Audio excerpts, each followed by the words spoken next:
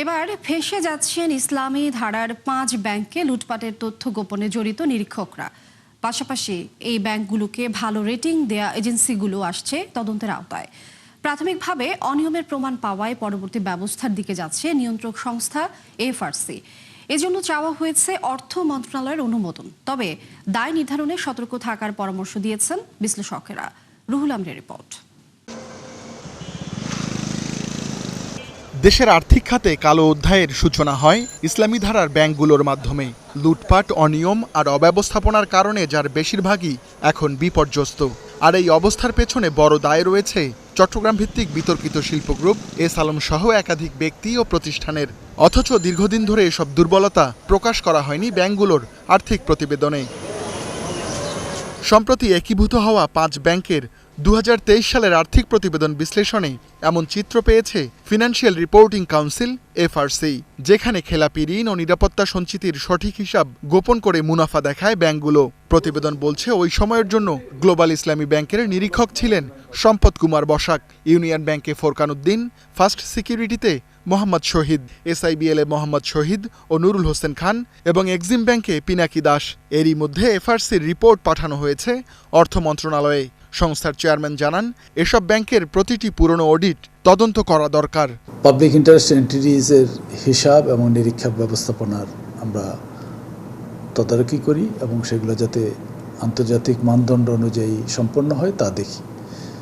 সেই কারণে আমরা এই 5টি ব্যাংকের আমরা অডিট রিপোর্ট পর্যালোচনা করেছি। আমরা যেই চিত্র, যে ত্রুটিগুলো আমরা পেয়েছি বা আমাদের কাছে মনে হয়েছে, সেগুলো অধিকতর তদন্ত হওয়া প্রয়োজন বলে মনে করি। আর্থিক প্রতিবেদনের পাশাপাশি 2020 থেকে 24 পর্যন্ত 5 বছরের ক্রেডিট রেটিং ও বিশ্লেষণ করেছে এফআরসি।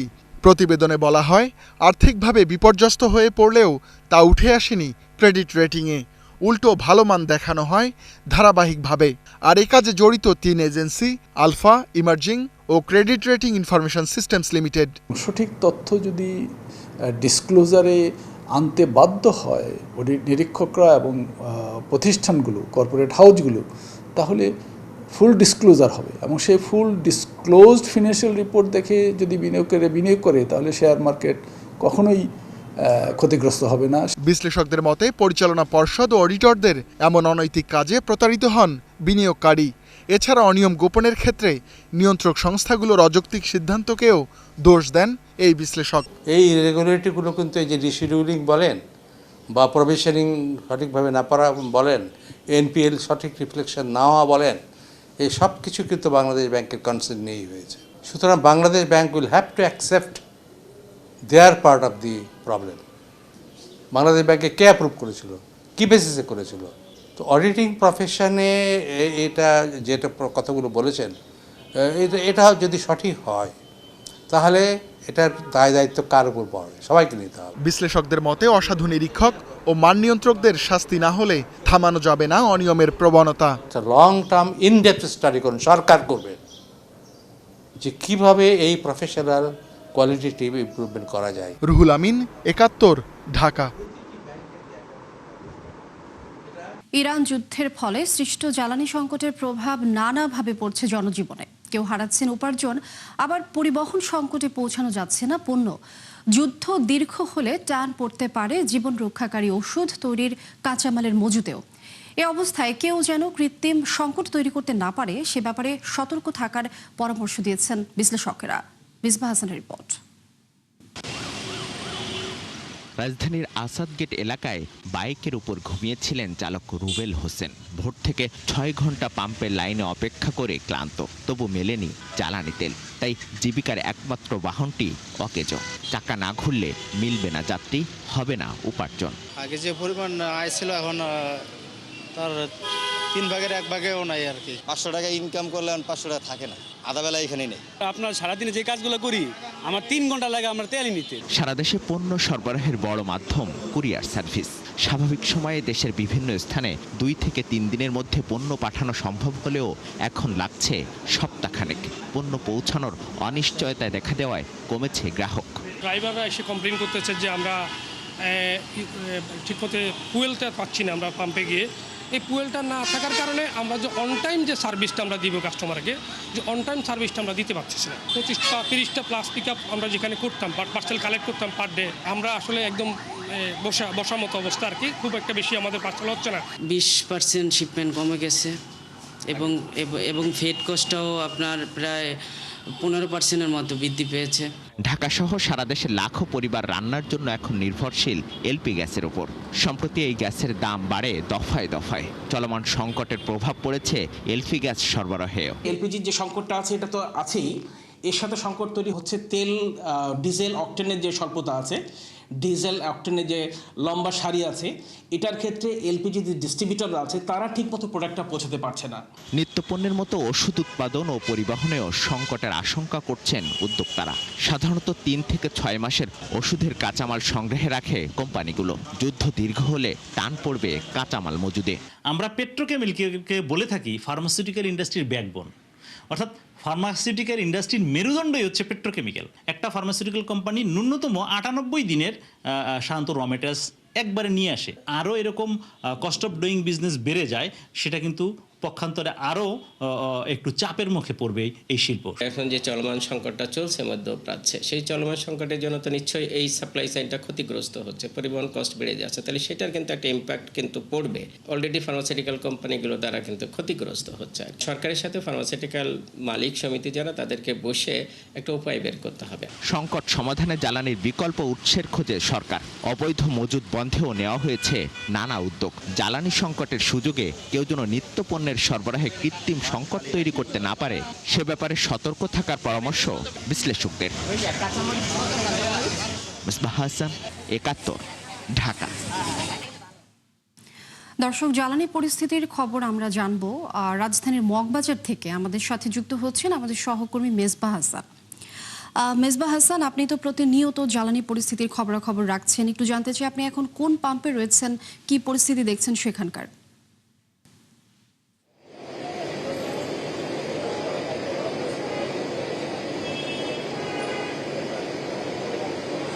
লিনি, আসলে তেলের যে সার্বিক পরিস্থিতি সেটি কিন্তু গেল 1 মাসের সেই ধারাবাহিক পরিস্থিতি এখন আছে। সরকারের পক্ষ থেকে যদিও এর মধ্যে দাবি করা হচ্ছে যে এখন পর্যন্ত তেলের মজুদ স্বাভাবিক রয়েছে, কিন্তু বাস্তব চিত্র যে আমরা 1 মাসের যে ভোগান্তি সেটি কিন্তু এখনো পরিত্যক্ত হয়েছে। আমি যে এখন যে পাম্পটিতে আছি, এই পাম্পে কিন্তু এখন পর্যন্ত কালকে রাত থেকে কিন্তু পাম্পটি বন্ধ ছিল তেলের সংকটের কারণে। এখন কিছুক্ষণ আগে 1300 লিটারের 2টা গাড়ি এসেছে এবং 13,000 লিটারের 2টা গাড়ি এসেছেন। এরপরে কিন্তু এখন দীর্ঘ লাইন রয়েছে, এখন পর্যন্ত তেল দেওয়া শুরু করেনি। এর মধ্যে মোটর বাইক থেকে শুরু করে বিভিন্ন গাড়ির কিন্তু আমরা দেখছি অনেকগুলো সারি রয়েছে। কিন্তু এই পাম্পের ধারণ ক্ষমতা, আমরা মালিক পক্ষের সাথে কথা বলছিলাম, প্রায় 56,000 লিটার।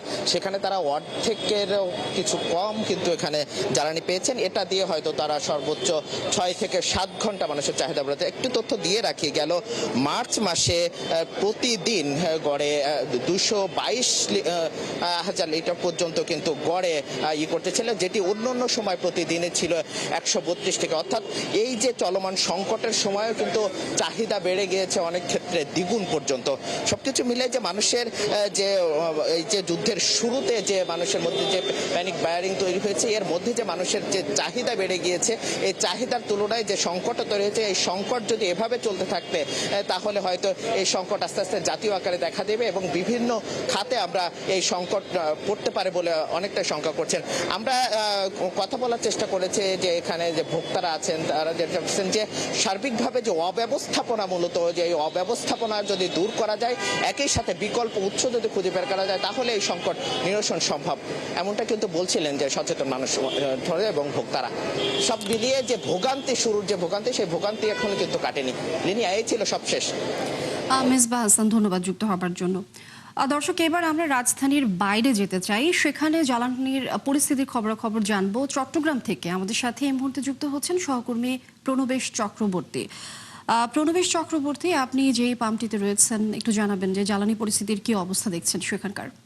লিনিয়া চট্টগ্রামের যে ফিলিং স্টেশনগুলো যেগুলোতে সকাল থেকেই জ্বালানি তেল সরবরাহ করা হচ্ছে সেগুলোতে আমরা দীর্ঘ লাইন দেখতে পাচ্ছি, বিশেষ করে মোটরসাইকেল এবং ব্যক্তিগত গাড়ি যাদের রয়েছে তাদের জ্বালানির জন্য অপেক্ষা আমরা দেখতে পাচ্ছি। তো এখানে চট্টগ্রামে বিপিসি অর্থাৎ বাংলাদেশ পেট্রোলিয়াম কর্পোরেশনের যে বিপণন কেন্দ্রগুলো রয়েছে পদ্মা, মেঘনা, যমুনা, সেখান থেকে ফিলিং স্টেশনগুলোকে রোস্টার পদ্ধতিতে এবং রেশনিং করে তারা জ্বালানি তেল সরবরাহ করছে। অর্থাৎ একদিন একটা ফিলিং স্টেশনকে দিলে আরেকদিন আরেকটা ফিলিং স্টেশন পাবে। এই কারণে নগরীর বিভিন্ন জায়গায় অনেক ফিলিং স্টেশন বন্ধ। যেগুলো আজকে যারা জ্বালানি তেল পেয়েছে তারা এই মোটরসাইকেল কিংবা ব্যক্তিগত গাড়ি, অন্যান্য পরিবহন, তাদেরকে অকটেন, ডিজেল এগুলো তারা সরবরাহ করছে। তো আমি যেটির সামনে আছি এটি ওয়াসায় মোড়ে অবস্থিত একটা ফিলিং স্টেশন। এখানে দেখতে পাচ্ছি মোটরসাইকেলের দীর্ঘ সারি। চট্টগ্রাম নগরীর মধ্যে আসলে ডিজেলের তেমন কোনো চাহিদা নেই, যদিও দেশের মধ্যে সবচেয়ে বেশি সংকট হওয়ার কথা ডিজেলের, অকটেনের অত সংকট হওয়ার কথা না। কিন্তু নগরীতে আসলে যেসব মোটরসাইকেল এবং গাড়ি চলে সেগুলো অকটেন দ্বারা চালিত হয় বলে নগরীর ফিলিং স্টেশনগুলোতে অকটেনের চাহিদা বেশি। এই কারণে মোটরসাইকেলের কিংবা ব্যক্তিগত গাড়ির সারিও এইসব ফিলিং স্টেশনে সবচেয়ে বেশি দেখা যায়। তবে এখানে ফিলিং স্টেশনের যারা কর্মকর্তা রয়েছেন তারা আমাদেরকে জানিয়েছেন যে বিপিসির পক্ষ থেকে রোস্টার করে দেয়া হচ্ছে, এবং আমি যেটা সামনে আছি তারা সকালে 9000 লিটার অকটেন পেয়েছে এবং 9000 লিটার ডিজেল পেয়েছে। তবে তারা বলছেন তাদের যে চাপ, তাদের যে চাহিদা সেই অনুযায়ী তারা কিন্তু বিপিসি থেকে পাননি। কিন্তু তারপরও তারা আজকে সারাদিন যতক্ষণ পর্যন্ত তাদের এই যেটি রিজার্ভ সেটি থাকবে, সেটি শেষ না হওয়া পর্যন্ত চালকদেরকে তারা জ্বালানি সরবরাহ করবেন, এটি আমাদেরকে ফিলিং স্টেশনের পক্ষ থেকে জানানো হয়েছে। তো এটি চট্টগ্রামের সব ফিলিং স্টেশন যেগুলোতে তেল সরবরাহ করা হচ্ছে সেগুলোর চিত্র একই রকম। তো এটি ছিল চট্টগ্রাম থেকে জ্বালানি তেল সরবরাহের সর্বশেষ তথ্য। প্রণবেশ চক্রবর্তী, অনেক ধন্যবাদ যুক্ত হবার জন্য। দর্শক, আমরা রাজধানীর বাইরের জ্বালানি পরিস্থিতির খবরাখবর আপনাদেরকে জানাচ্ছিলাম। আমাদের সাথে সহকর্মী প্রণবেশ চক্রবর্তী যুক্ত ছিলেন। নতুন সরকারের প্রথম একনেক বৈঠক বসছে আজ, আর সেখানে অগ্রাধিকার পাচ্ছে জনকল্যাণমুখী ও জরুরি উন্নয়ন প্রকল্প। সরকার বলছে এখন থেকে বিলাসী নতুন প্রকল্প নয়, বরং চলমান কাজ দ্রুত শেষ করাই হবে মূল লক্ষ্য। এবারের বৈঠকে 11,500 কোটি টাকা 17টি প্রকল্প উঠছে অনুমোদনের জন্য। এর মধ্যে আছে ঢাকা চট্টগ্রামের নগর উন্নয়ন, জরুরি পানি সরবরাহ, মাতৃ ও শিশু সেবা, সীমান্ত সড়ক, জলবায়ু সহনশীল সেতু এবং সামাজিক অবকাঠামো উন্নয়ন। তবে একনেকে আজ পদ্মা ব্যারেজ প্রকল্পটি উত্থাপনের কথা থাকলেও উঠছে না। রমজান জুড়ে নিত্যপণ্যের চড়া দাম থাকার পরও মার্চে মূল্যস্ফীতি কমে দাঁড়িয়েছে 8.71%। এই তথ্য জানিয়েছে বাংলাদেশ পরিসংখ্যান ব্যুরো BBS। ফলে ফেব্রুয়ারির চেয়ে এক মাসে এই হার কমল 0.42% পয়েন্ট। তথ্য অনুযায়ী এই সময় খাদ্যপণ্যের মূল্যস্ফীতি কমে দাঁড়িয়েছে 8%। যদিও সামান্য বেড়েছে খাদ্য বহির্ভূত পণ্য ও সেবার ক্ষেত্রে। শহরের তুলনায় গ্রামে মূল্যস্ফীতি ছিল কিছুটা বেশি। এদিকে সরকার নানা উদ্যোগ নিলেও বাজারে তার প্রভাব ছিল সীমিত। এবার ভরিতে 2,158 টাকা কমল স্বর্ণের দাম। আজ থেকে 22 ক্যারেটের প্রতি ভরি স্বর্ণ কিনতে গ্রাহকদের গুনতে হবে 2,45,819 টাকা।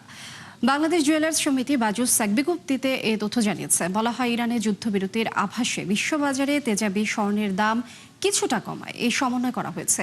ফলে 21 ক্যারেটের নতুন দাম 2,34,621 টাকা ও 18 ক্যারেটের দাম 2,01,145 টাকা। এছাড়া সনাতন পদ্ধতির 1 ভরি রূপার দাম 3,383 টাকা নির্ধারণ করে দেয় বাজুস। হরমুজ প্রণালী দিয়ে জাহাজ চলাচলে ধীরে ধীরে সদয় হচ্ছে তেহরান। স্বাভাবিক সময়ের চেয়ে অনেক কম হলেও গেল সপ্তাহে মোট 53টি জাহাজ পারাপারের অনুমতি দিয়েছে দেশটি, যা যুদ্ধ শুরুর পর সর্বোচ্চ। ভারত, চীন, রাশিয়ার মতো বন্ধু দেশগুলোকে আগেই ছাড় দিলেও সম্প্রতি সেই তালিকায় যুক্ত হয়েছে প্রতিবেশী দেশ ইরাক। নাদিয়া ইসলাম তুলির রিপোর্টে বিস্তারিত। মধ্যপ্রাচ্যের চলমান যুদ্ধে ইরানের সবচেয়ে বড় তুরুপের তাস হয়ে দেখা দিয়েছে হরমুজ প্রণালী। সরু এই জলপথ বন্ধ করে যুদ্ধে এখন পর্যন্ত একচেটিয়া আধিপত্য দেখাচ্ছে দেশটি, যার ফলে স্থবির হয়ে পড়ে বৈশ্বিক সরবরাহ ব্যবস্থা। এতে বিশ্বজুড়ে দেখা দেয় জ্বালানি সংকট। তাতেই ত্রাহি অবস্থা যুক্তরাষ্ট্র ইসরায়েলের। এবার কঠিন অবস্থান থেকে কিছুটা সরে আসে তেহরান। জাহাজ ট্র্যাকিংয়ের তথ্য অনুযায়ী টোল বুথের অধীনে সম্প্রতি হরমুজে জাহাজ চলাচল কিছুটা বাড়িয়েছে ইরান, যদিও তা স্বাভাবিক সময়ের চেয়ে 90% কম, যেখানে গত সপ্তাহে জাহাজ চলেছে 53টি, যা যুদ্ধ শুরুর পর সর্বোচ্চ। এর আগের সপ্তাহে এই সংখ্যা ছিল 36। এবার এক সময়ের শত্রু প্রতিবেশী ইরাকের জাহাজ চলাচলে হরমুজ প্রণালী ব্যবহারের অনুমতি দিয়েছে ইরান। এক বিবৃতিতে সামরিক কমান্ড জানায়, মার্কিন দখলদারিত্বের ক্ষতচিহ্ন বহন করে এমন একটি জাতির সার্বভৌমত্বের প্রতি শ্রদ্ধাশীল তেহরান, তাই হরমুজ ব্যবহারে ইরাকি জাহাজকে বাধা দেবে না তারা। মূলত তেলের উপর অনেকাংশেই নির্ভরশীল ইরাক। দেশটির বাজেটের প্রায় 90% আসে তেল রাজস্ব থেকে, যার বেশিরভাগই রপ্তানি হয় হরমুজ প্রণালী দিয়ে। তথ্য অনুযায়ী ইরান যুদ্ধ শুরুর পরই এই পথে বন্ধ হয় তেল সরবরাহ। এতে দৈনিক উৎপাদন 43 লাখ ব্যারেল থেকে নেমে এসেছে 12 লাখে। তবে তুরস্কের মধ্য দিয়ে পাইপলাইন ব্যবহারে তেল রপ্তানি চালু রাখে ইরাক, যদিও পরিমাণে তা খুবই নগণ্য। ফেব্রুয়ারির তুলনায় মার্চে 97% কমে দৈনিক রপ্তানি করে মাত্র 99,000 ব্যারেল। বিশ্লেষকদের মতে, হরমুজ ব্যবহারে ইরানের অনুমতির পর দৈনিক প্রায় 30 লাখ ব্যারেল তেল রপ্তানি করতে পারে ইরাক। মার্কিন জ্বালানি কর্তৃপক্ষের তথ্য অনুযায়ী 2025 সালে বিশ্বের 5ম বৃহত্তম তেল উৎপাদনকারী দেশ ইরাক, যাদের দখলে বৈশ্বিক উৎপাদনের 5.2%। নাদিয়া ইসলাম তুলি, 71। দর্শক, এই ছিল 71 বিজনেসের এখনকার আয়োজনে। সরাসরি সংবাদ অনুষ্ঠান দেখতে চোখ রাখুন 71 ফেসবুক পেজে এবং সাবস্ক্রাইব করুন 71 ইউটিউব চ্যানেল। থাকুন 71 সাথে।